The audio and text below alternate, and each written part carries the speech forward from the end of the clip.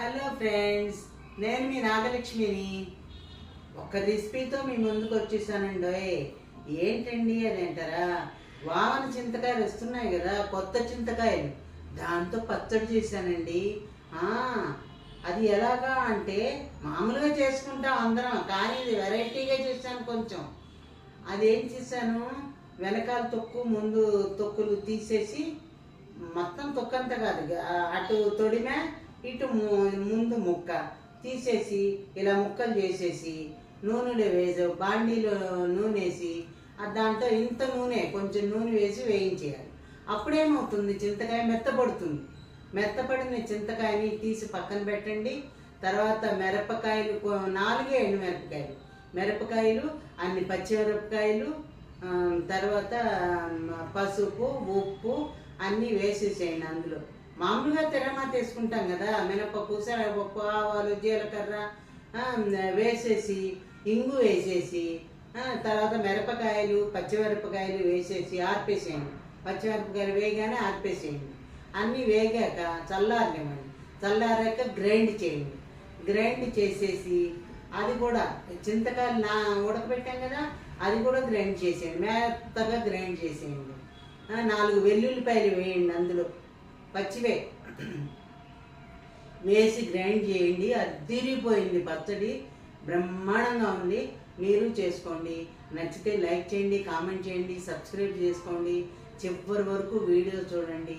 నేను కొత్త రకంగా చింతకాయ పచ్చడి చేశాను కదా, మీరు కూడా చేసుకు చూడండి. Bye bye. చింతకాయలు నూనెలో ఇలా వేయించాలి, మిగతాది తర్వాత చెప్తాను.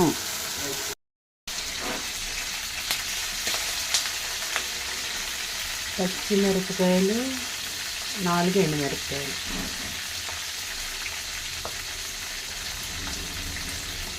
ఇంగువ. ఇది చింతకాయ పచ్చడి. ఇదేం లేదండి, ఈ గ్లాస్తో 2 గ్లాసులు నీళ్లు పోసాను. అందులో కాస్త ఉప్పేసి నెయ్యి వేసాను, కొంచెం వేసేసి అది మరిగాక ఈ పిండి పోసేసి ఇలా ఇలా కలపడమే.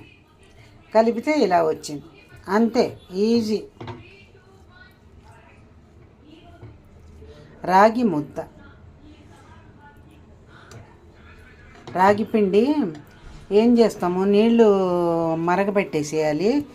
2 గ్లాసుల నీళ్లు మరగబెట్టేసినాక ఈ గిన్నెలో ఏం చేస్తాము, 2 చెంచాలు పిండి వేసేసి కలిపేసి ఇందులో పోసేయాలి. పోసిన తర్వాత అవి కూడా కాస్త చిక్కగా కళ్ళిపెళ్ళాడతాయి. కళ్ళిపెళ్ళాడాక అప్పుడు మనం రాగి పిండి పోసుకుంటాం. ఇదిగోండి, రాగి పిండి పోసుకుంటాం.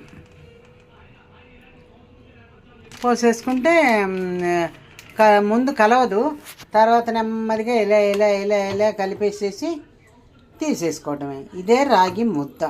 ఇది చూద్దాం, ఇవాళ అన్నంలో పెట్టుకు తింటాను, ఎలా ఉందో తెలియదు. రైట్.